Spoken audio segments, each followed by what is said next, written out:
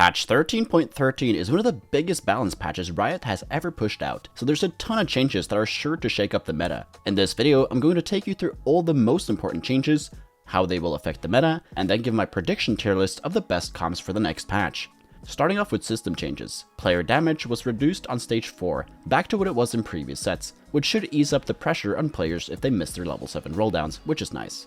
Moving on to traits, Challenger receives a slight buff at 6 and 8, which should make it much better late game. 9 Ionia receives a much needed buff for being an Exodia chase trait, as it was never worth running 1 costs over legendaries at level 9. Slayer receives a buff to its double damage threshold. Kled reroll was recently discovered, and it's an incredible strong comp that benefits greatly from the Slayer trait, so be on the lookout for that one. Strategist 4 and 5 receive slight buffs. This is great for the Lux Azir duo carry that is running around, making AP late game options a bit better. Targon is not the best trait, so it gets a pretty decent buff, especially at 3 and 4, which is nice to see. Void is incredibly strong in lower elos, as it is a vertical comp that is very easy to play, so it's no surprise that Baron gets a nerf here. Rift Herald was also buffed, but 6 Void is pretty terrible, so there's no reason to keep it on stage 4. 7 Shurima gets a buff after being very underwhelming as a vertical, and it should be a decent option if you have +1 Shurima. 9 Shurima on the other hand was the single best trait in the game, so it gets a huge nerf.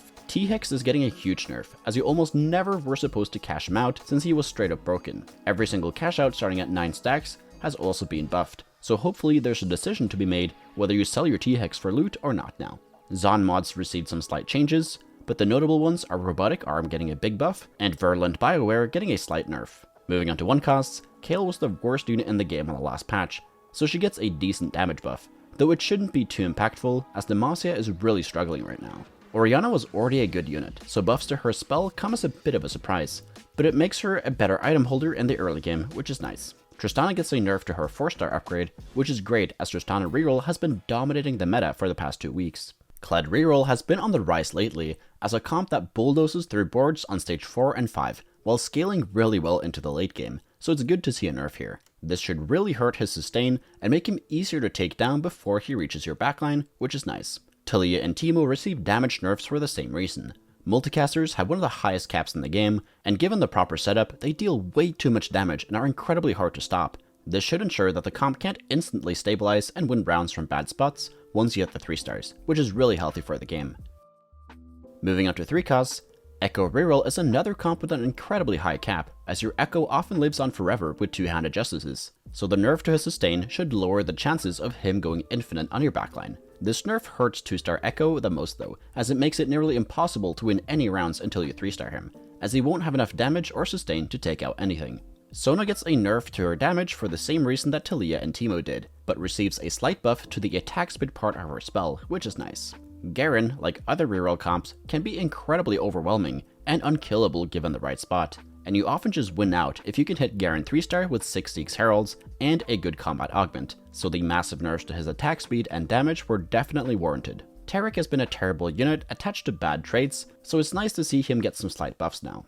Now moving on to 4 costs, Aphelios is a great example of a balanced 4-cost carry, but since his play rate has been incredibly high this last patch, he gets a slight nerf to his Chakram AD. This only really affects his burst potential after casting a spell, so he loses some single target damage, but he should still be a good carry. Gwen was easily the worst 4-cost on the last patch, so it's nice to see her getting buffs to her HP and damage. Her targeting is still pretty boom or bust, so she will still be a bit inconsistent for a primary carry, but definitely viable as a duo carry with units like Kalista and Kai'Sa. Shen receives a pretty big buff, which is a big surprise. He's already a pretty good unit, but this will likely make him the best tank item holder of all the 4-costs. This is a pretty big buff to the Ionia comp as well, as Shen is pretty much the only frontline unit that doesn't get run over.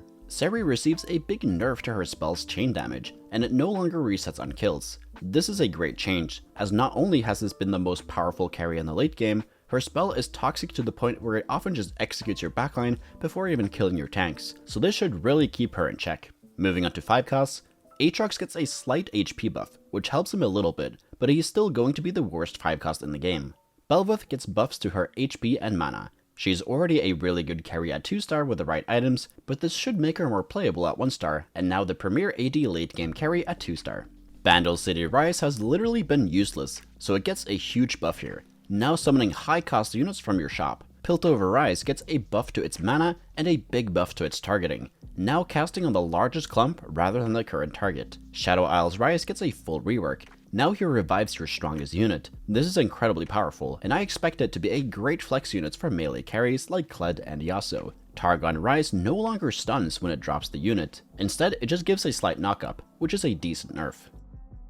Moving on to items, Chalice gets a big change. It gives much more stats to the user in both starting mana and magic resistance, but gives 5 less AP. This hurts comps like Echo Reroll, which like to build chalices to go all in on that carry. The starting mana is huge though, giving the same as Protector's WoW, so make sure to put it on units with impactful spells. Rageblade gets a slight nerf. Its starting attack speed goes up by 8%, but it scales by 4% instead of 5% per auto now. This hurts its scaling into the later parts of rounds quite a bit, but has little effect on the early parts. The item has dominated the meta so far, being core on units like Aphelios, Zeri, Azir, Garen, and Kalista, but it should have the biggest effect on Aphelios, who often relies on Rageblade, and is almost unplayable without it. Spark loses some of the shock damage, which doesn't really change much. It's still a good item for Magic Shred. JG has been the worst item in the game aside from Sojin for a while now, so it's nice to see it get 5 more base AP. It was often strictly worth mathematically than items like Deathcap, Archangels, and Guardbreaker, even with some already existing AP items, so this should make it much more buildable. Last Whisper receives a very slight nerf to its Sunder duration, but this shouldn't really change its viability at all. Protector's WoW was probably the best item in the game last patch, so it's good to see its base resistances get nerfed, as it is by far the best tank item. Sojin has been the true worst item in the game, as there has been no unit that really likes this item, so it gets 15 more starting mana and 10 more AP, which should make it viable again. Zeke's Herald was probably the most built item outside of Rageblade on the last patch, with comps like Zeri and Garen stacking anywhere from 3 to 6 Zeke's Heralds to try to maximize attack speed on their carries. Like Chalice, it gives more stats to the holder, but lowers the attack speed granted to allies. A bunch of Radiant items also received balance changes. Pause here if you want to read through them. Moving on to Ornn Items, Anima's Visage was literally worse than Warmog's and pretty much untakeable, so it's nice to see it get a big HP buff here. Deathfire Grasp gets a slight buff to its tank busting abilities. Its best users are Lux and Gwen, who should be more viable this patch, so this item is much better now. Eternal Winter was beyond broken last patch. It's easily the best item in the game on any board. The nerf to its attack speed slow should help a lot, but it will still be really strong as it slows quite hard and the stun still exists. Triforce has been pretty much unpickable as well. It's nice to see it get a slight buff to its HP here. Sniper's Focus was the other broken Ornn item on this patch, as it gave way too much damage and attack speed. Losing 25% attack speed is huge, making it more selective on which carries to put it on instead of being good on everyone, though this item will still likely be overtuned on some users. Now let's go over each legend and their change in viability. Aesol received some nice buffs, with all of his 3-2 and 4-2 augments giving increased XP. This is nice, as these augments were terrible with the increase in leveling cost this set, but it probably won't make him viable because of the strength of combat augments, reroll comps, and level 7 boards. Moving on to Bard, Teaming Up was scrapped completely and changed to Seeing Double, which gives random items made of the same component like Bramble, Declaw, and RFC and some gold. This is a huge nerf to Bard, as getting random items is not desirable on 4-2 when you are already committed to a comp. However, he also received some buffs to his 2-1 augments, as the gold and prismatic ones were reworked to give items at earlier breakpoints. Bard will probably be a decent legend, but not good enough to be a top choice. Caitlyn's gold 2-1 augment, Stars Are Born, now gives 3 gold, which is a great change that helps your econ, but her prismatic augment starter kit loses its component, which makes it a weaker option. Knowledge download and rerolling for days were also buffed, so this really pushes Caitlyn in the right direction, but she likely will remain a tier below the top legends in the meta. Draven's Spoils of War augments were buffed slightly. Draven could end up as the best of the econ legends in the meta, and a top legend if the strength of combat augments goes down. Ezreal's Buried Treasures now gives the first component on the immediate turn you pick it, along with 1 gold on each turn. This is an insane buff, likely an overbuff. Now you can slam 2 items on 2-1 and try to play for a win streak, reach 3 and 4 items a lot earlier, and help your econ. Well-Earned Comforts 2 was buffed, and Well-Earned Comforts 3 was nerfed, while his 3-2 Prismatic Grab Bag was also nerfed. But these are mostly indifferent to Ezreal's viability. The Buried Treasure buffs are enough to push him to the top of the Legends totem pole. Lee Sin's most important augment, On a Roll, The silver 1 and 2-1 was nerfed to only give 2 free rerolls per turn. This is a huge nerf, as it hurts all sorts of reroll comps, most notably Tristana reroll, and their ability to easily hit their 3 stars by 3-1. Most of his other augments were buffed, specifically Trade Sector and all his 4-2 augments, but you should probably avoid Lee Sin now. Master Yi's 3-2 augments, Battle Ready, were nerfed heavily, which really hurts his viability. His 4-2 augments are laughably bad, so his strength is mainly in his 2-1 augments that provide good combat power compared to other legends, so he's probably a good choice for some attack speed focused comps.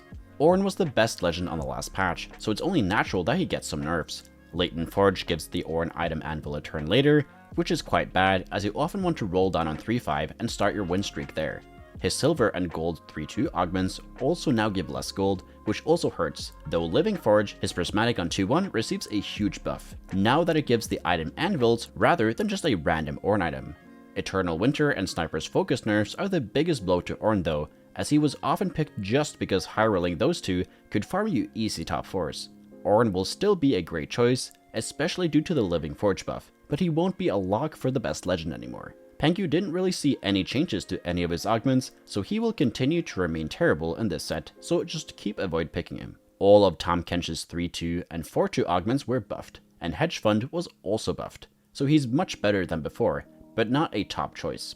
Twisted Fate was one of the most popular legends of the last patch, as it guarantees you good items. Some comps are only playable with Pandora's, and his 4-2 augments are especially broken. The nerf to Pandora's items too is a huge nerf, forcing you to either sacrifice a ton of HP or play way more flexible with your items. This really hurts comps like Garen and Echo Reroll, which need the exact itemization to do well. The change from teaming up to seeking double is also a nerf to TF, as it's only sometimes takeable, since you can reroll your items with Pandora's. Overall though, TF should still be a good legend just because he provides so much flexibility with Pandora's and ensures your items will be good, but he won't be as overpowered for specific comps like Zeri, Echo, and Garen. Urf's biggest problem is that his 3-2 and 4-2 augments give random components instead of component anvils like Ornn does. However, the value of emblems like Shurima, Ionia, Challenger, Slayer, and Shadow Isles went up quite a bit, and Ancient Archives 1 and 2 were buffed, so Urf will definitely be a decent choice, but too luck dependent to be a top legend. With AP options coming back into the meta, and Ionia being the top comp, being able to take a buffed Jewel Lotus 1 and 2 and a strong Jewel Lotus 3 is really powerful on 2-1. Tiny Power was also buffed heavily, and the Silver and Prismatic augments were also quite good, so Veigar should be a top legend if AP comps become meta. Vlad has really good combat augments in his kit, but the nerfs to Battle Ready really hurt his viability, so you're probably better off choosing Veigar than Vladimir if you want to pick combat augments, since taking Transfusion on 2-1 is usually not the best. There are also a ton of changes to the rest of the augments in the game, but this video is already very long, so I'll skip to my prediction for the meta, but the patch notes are linked in the description for those that want to read every single change. Now let's get into my prediction tier list for the next patch. Of the top comps from the last patch, the only one to see no nerfs was Ionia, so this is a clear S tier comp for the next patch. Shen and Set both received buffs, and Yasuo's worst matchup, Zeri and Tristana boards that burst him down while he's stuck on the front line, were nerfed. AD options like Aphelios and Zeri will still be quite common in the meta, but AP options like Azir, Lux, Gwen, and Invokers will be much more prominent now, especially the Strategist Lux Azir duo carry board. As for rerolls, Kled will likely remain at the top, but you really need the correct spot for the comp, unlike Tristana. Tristana, Noxus, and Echo will still remain good, but you need much more specific spots to play them now. As for legends, you should take Ezreal, Veigar, or Ornn. Try to remain as flexible as possible, but default to Ionia, Aphelios, or Azir. Remember to keep in mind that this is a prediction though, and the tier list could change rapidly over the next few days, so make sure to check out my final tier list that comes out this weekend as the meta settles into place. Thank you so much for watching. If you learned something, please leave a like and subscribe to the channel. If you want cheat sheets for any of my comp guides, they're available for you to members and patrons, and the links to join those are down in the description. And if you want to get better at TFT, join the Discord. We got over 9,000 other players there who are hungry to climb. And if you want to get coached by me, the information is over on the Discord server as well. So take care and see you in the next video.